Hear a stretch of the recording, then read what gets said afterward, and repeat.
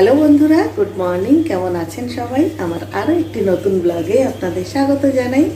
সকাল 9টা বাজে, 9টা থেকেই ব্লগটা শুরু করলাম।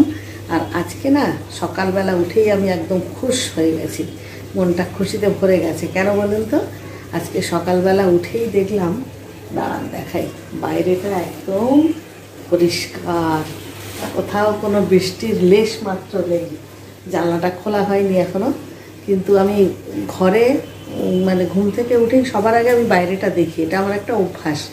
তো সকালবেলা উঠেই বাইরেটা দেখলাম সারা রাতে কোনো বৃষ্টি হয়নি। আর মানে আজকে মনে হচ্ছে যেন বৃষ্টিটা এবারে কেটে গেল। তো দেখে খুব ভালো লাগলো যে কাল থেকে আবার তাহলে মর্নিং ওয়াক যেতে পারবো। কতদিন মর্নিং ওয়াক যাইনি, মানে একদম ভালোই লাগছে না। একটা বন্ধু এর মধ্যে একদিন ফোনও করেছিল যে কতদিন দেখা হয় না আমাদের, বেশ আমরা মর্নিং ওয়াক করে তারপর ওখানে গিয়ে গল্প করি। তো একজন ফোনও করেছিল। তো কী আর করবো, প্রকৃতির ওপরে কারোর হাত নেই। যেভাবে বৃষ্টি নেমেছিল তাতে যাবো কী করে। তো যাই হোক, আজকের ওয়েদার দেখে মনে হচ্ছে কাল থেকে আবার মর্নিং ওয়াক যেতে পারবো। চলুন এবারে কাজকর্মে লেগে পড়ি। যদিও আমার অনেক কাজকর্ম ইতিমধ্যে হয়ে গেছে, বুঝতেই পারছেন আমি জামা কাপড় ছেড়ে ফ্রেশ হয়ে গেছি, মানে অনেক কাজকর্মই সকালের হয়ে গেছে, সমস্ত বাসি কাজবাজ সারা হয়ে গেছে। এবারে দিনের শুরুটা যদি ঠাকুর ঘর থেকে করা যায় তাহলে কিন্তু আমাদের মনটাও যেমন ভালো থাকে আর একটা বড় কাজও আমাদের হয়ে যায়। আর সেই জন্যেই আমি চলে এলাম সকাল সকাল গোপাল সোনাকে গুড মর্নিং করতে। তো গোপাল সোনাকে উঠিয়ে এবারে আমি স্নান করাবো, তারপর গোপাল সোনাকে সকালবেলার খাবার খেতে দেব, তারপর সংসারের বাকি কাজকর্ম হবে।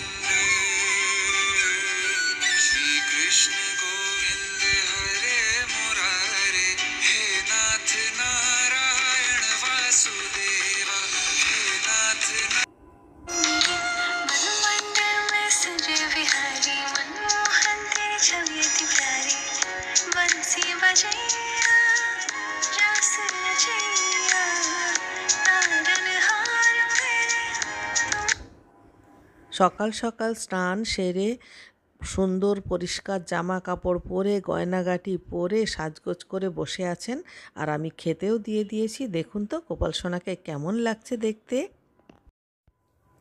সকালবেলায় উঠে এই কাজটা করে নেওয়া মানে গোপালকে উঠিয়ে দেওয়া এবং তাকে খেতে দেওয়া, এইটুকু কাজ করে নেওয়া মানেই মনে হয় যেন দিনের একটা বড় পার্ট আমি কমপ্লিট করলাম। মানে এই কাজটা সবসময় একটা টেনশান থাকে যে সকালবেলায় কতক্ষণে আমি ঠাকুর ঘরের কাজটা শেষ করব। কারণ কি, ঠাকুর ঘরের কাজটা যতক্ষণ না শেষ করতে পারি ততক্ষণ অন্য কিছুতে তো হাত দিতে পারি না, কোনো এঁটো কাটাতে হাত দিতে পারি না, মাছ সবজি বের করতে পারি না, মানে কোনো কাজই করতে পারি না। সেই জন্য আমার সকালবেলা উঠেই না প্রথমেই মনে হয়, প্রথমে ধরুন বাসি কাজ যেটা করলাম, ঘর ঝাড় দেওয়া, একটুখানি ঠাকুরের সামনেটা মোছা বা দরজায় জল দেওয়া, এসব তো ছেড়ে দিন। কিন্তু জামা কাপড় ছাড়বার পরে যতক্ষণ না পর্যন্ত ঠাকুর ঘরের কাজটুকু শেষ করি ততক্ষণ একটা টেনশান থেকেই যায়। এটা আমার বলে নয়, এটা সকলেরই হয়। কারণ ওই পার্টটা শেষ হয়ে গেল, এইবারে আমি নিশ্চিন্তে গিয়ে মানে ফ্রিজে হাত দেব। কারণ সবার আগে তো মাছ সবজি বের করতে হয় না, তো এইবারে গিয়ে ফ্রিজে হাত দেব। সেই মর্নিং ওয়াকের বোতল, এ যে কবে মর্নিং ওয়াক করতে যাবে জানি না। আমার না কি অবস্থা হয়েছে, আজকাল ঘুম থেকে উঠতেই পারছি না। আজকেও আমি 5:45 ঘুম থেকে উঠেছি। কি বাজে অভ্যাস হয়ে গেল বলুন তো, কিছুতেই আর ঘুম ভাঙছে না, কিছুতেই। রোজ অ্যালার্ম দিচ্ছি কিন্তু ঘুমই আর ভাঙছে না। আজকেও তো ওয়েদারটা কি সুন্দর পরিষ্কার পরিচ্ছন্ন রয়েছে, কিন্তু ঘুমও ভাঙছে না। যাই না, কালকে চেষ্টা করব। কালকে তো এমনিতেও বৃহস্পতিবার, না কালকে বৃহস্পতিবার না, কালকে বুধবার, কালকের দিন অমাবাসী, তো কালকের দিনও আছে। আর এবারে অমাবাসীটা ছাড়ছে কিন্তু অনেক রাতে, সুতরাং বুধবারে সিংহাসন পরিষ্কার করা চলবে না। এবারে কিন্তু সেই বৃহস্পতিবার সকালবেলাতেই সিংহাসন পরিষ্কার করতে হবে, ঝাড়পোছ করতে হবে।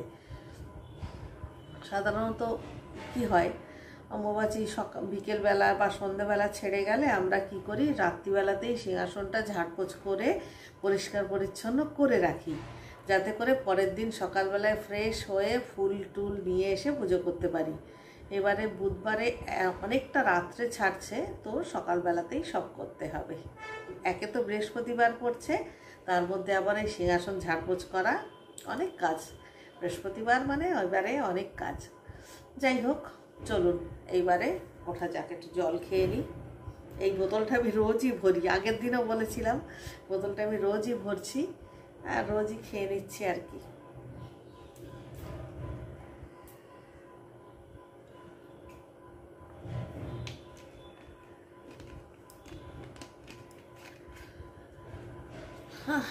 চলুন এইবারে মাছ সবজিটা বের করতে হবে, এটা সবার আগের কাজ।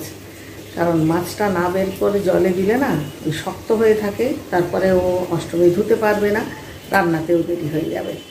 তো সবার আগে মাছ বের করি।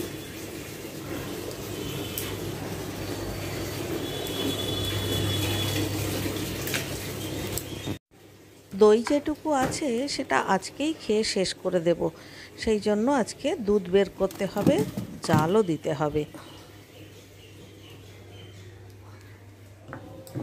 দুধ বের করে নিলাম। এটাতে রয়েছে ছোট মাছ, মানে চুনো মাছ।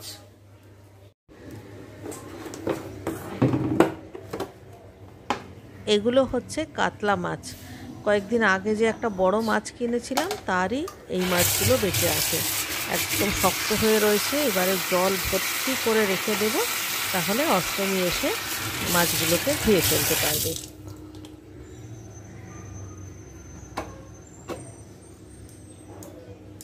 দুধের প্যাকেটটাও একটু জলে দিয়ে দিতে হবে, কারণ দুধটাও একেবারে শক্ত হিম হয়ে রয়েছে। ভোরবেলা উঠেই যদি বের করে দিতাম তাহলে এক্ষুনি দুধটাকে জাল বসিয়ে দিতেও পারতাম। এই যে ভুলে গেছি, আসলে ফ্রিজে সকালের দিকে আমি হাত দিই না, মনে হয় যেন আগে ঠাকুরঘরের কাজটা শেষ করি, তারপর রান্নাঘরের কথা ভাববো। ওই করতে গিয়ে আর কি দেরি হয়ে যায়। কাতলা মাছটাকেও জলে ভর্তি করে রাখলাম, আর দুধের প্যাকেটটাকেও জল দিয়ে ধুয়ে রাখলাম। আর এইটা হচ্ছে দুধের প্যাকেটটাও জল দিয়ে ধুয়ে রাখলাম। আর এইটা হচ্ছে চুনো মাছ, এই যে মৌরলা মাছ। ও, এটা তো দেখছি ধুয়ে নুন হলুদ মাখাই আছে, এটা আর জলে দেব না। এটা তাহলে আর জলে দিতে হবে না, সরিয়ে রাখি। এবারে সবজি বের করবো, হাতটা ধুয়ে। এই হচ্ছে আমার সমস্যা, প্রত্যেকটা কাজ করে হাত না ধুলে ভালো লাগে না।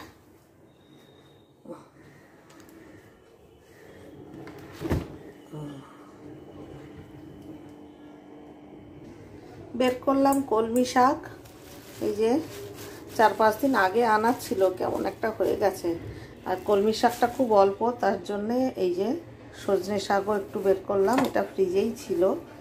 সজনে শাক ফ্রিজে থাকলে তো পাতাগুলো ঝরে যায়, তো এটা কলমি শাকের সঙ্গে মিশিয়েই করব। আর এখানে রয়েছে বরবটি আলু দিয়ে ভাজা করব, কি তরকারি যা হোক একটা কিছু করব। বের করেছি 2টো উচ্ছে, একটা গাজর, একটা ক্যাপসিকাম, ব্যাস এটুকুই বের করলাম। দেখা যাক কি দিয়ে কি করি।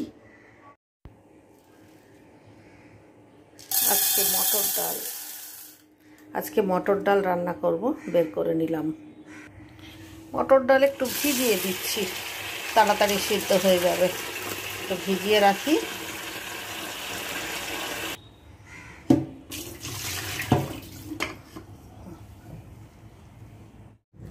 এই হয়ে গেল সকালবেলার বেসিক কাজ। মানে সকালবেলা রান্নাঘরে সকালবেলা রান্নাঘরে এসেই মাছ বের করা, সবজি বের করা, ডালটা বের করা, এই যে করে রাখলাম। এবারে একটু বাইরে যাব, বাইরে এদিক ওদিকে টুকটাক কাজ আছে, একটু গাছের ওখানে যাব। আর কয়েকটা কচু আছে, দাঁড়ান দেখাই আপনাদের।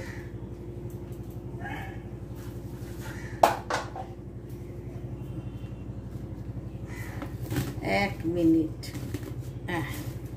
এই যে দেখুন কচুর গাঁটি, প্রত্যেকটা গাঁটিতে না এই যে দেখুন গাছ বেরিয়ে গেছে, দেখতে পাচ্ছেন?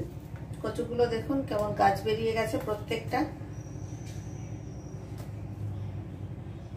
এই যে প্রত্যেকটা গাছ বেরিয়ে গেছে।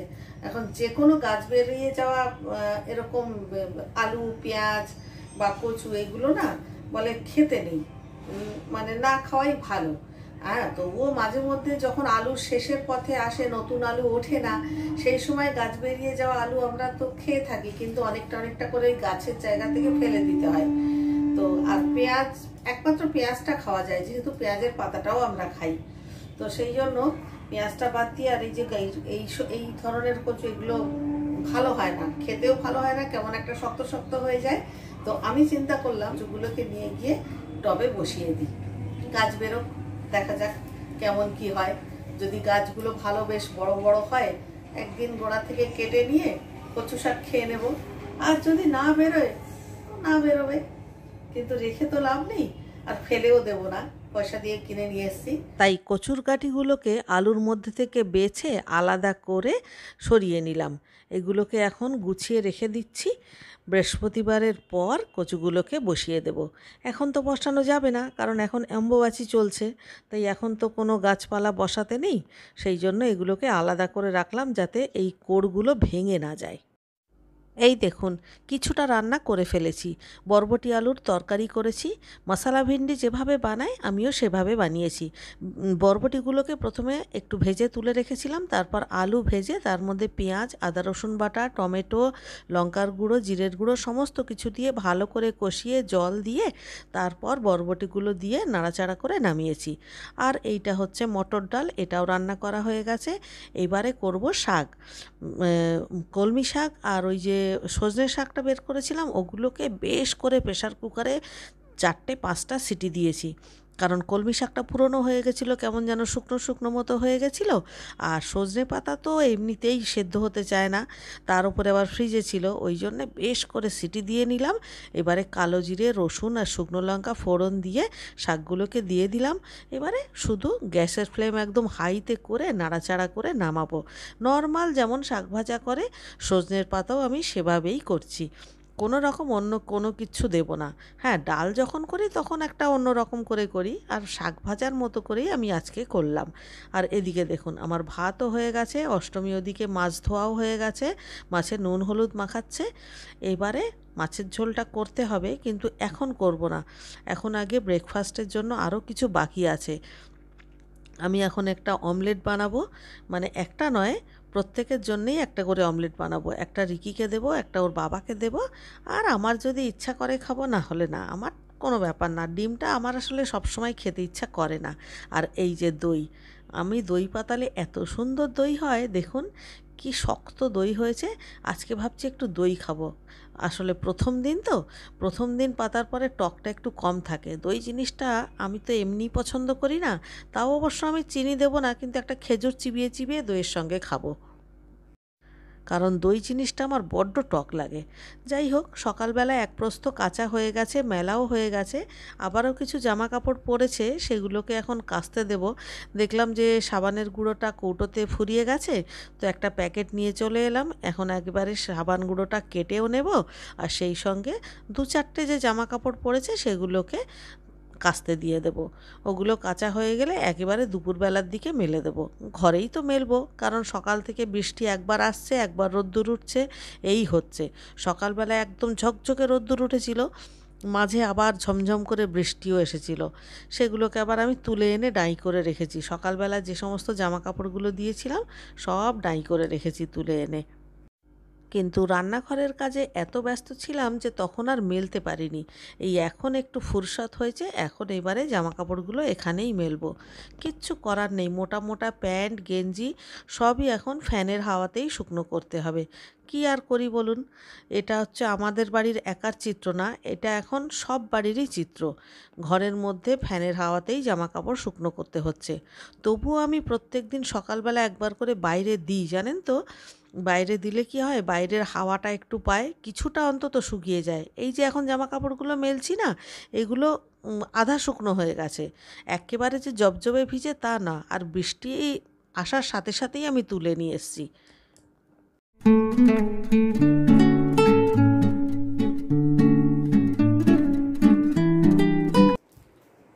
বৃষ্টি একটু থেমেছে, তাই হঠাৎ একটা কাজের জন্য বেরোচ্ছি। একটু বৃষ্টিটা ধরেছে, ওই জন্য পট করে রেডি হয়ে গেলাম, বললাম তাড়াতাড়ি চট করে ঘুরে আসি।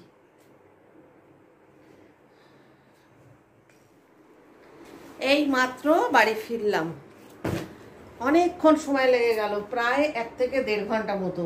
প্রথমত ব্যাংকে মানে কাস্টমারদের ভিড় প্রচুর, কিন্তু ব্যাংকের মানে এমপ্লয়িরা নেই। 3 ভাগ না 4 ভাগের 1 ভাগ রয়েছে। ওপরতলায় গেলাম, ওপরতলায় তো কেউই নেই, একজন মাত্র বসে আছে, আর ম্যানেজার বাবুর কেবিনে বসে আছে। আর নিচে ওই 2 জন মাত্র বসে আছে, আর ওই দারোয়ান, ওনার তো থাকতেই হবে। তো এই অবস্থাতে গেলাম, পুরো কাজ তো হলো না, কারণ লোকই নেই, কাজটা করবে কে। তো চলে এলাম, কি আর করব, খানিকটা করা হয়েছে, আবার আর একদিন যেতে হবে। তো ঠিক আছে। আর ফেরার সময় আবার ঝমঝমে বৃষ্টির মধ্যে পড়েছি। যাওয়ার সময় তো কি সুন্দর রোদ্দুর উঠে গেছিল, ফেরার সময় দেখলাম আবার ঝমঝমে বৃষ্টি। তো ঠিক আছে, আমি তো ছাতা নিয়েই গেছিলাম, কোনো অসুবিধা হয়নি। যাই, এইবারে স্নান করব। আমি আজকে স্নান না করেই গেছি, কারণ আমি তো জানি বাই চান্স বৃষ্টি আসতে পারে, ভিজে যেতে পারি, ওই জন্যই আমি স্নান করে যাইনি। যাই, এবারে স্নান করে ঠাকুরকে একটু খেতে দেব। সকালবেলায় তো বেশিরভাগ কাজটাই আমি সেরে রেখেছি, এখন শুধু একটু গোপালকে খেতে দেওয়া, মানে সবটা ভগবানকে খেতে দেওয়া, আর কিচ্ছু না। এই জন্যই আমি সকালবেলায় বেশিটা করে রাখি, বাবা মহাদেবকে স্নান করিয়ে রাখি, গোপালের তো স্নান হয়েই যায়, গোপালকেও স্নান করিয়ে রাখি, তো সবই হয়ে যায়। এখন শুধু একটু খেতে দেব। তো চলুন ভিডিওটা এখানেই শেষ করছি, দেখা হচ্ছে পরবর্তী ভিডিওতে। ততক্ষণের জন্য সবাই ভালো থাকবেন, সবাইকে টাটা।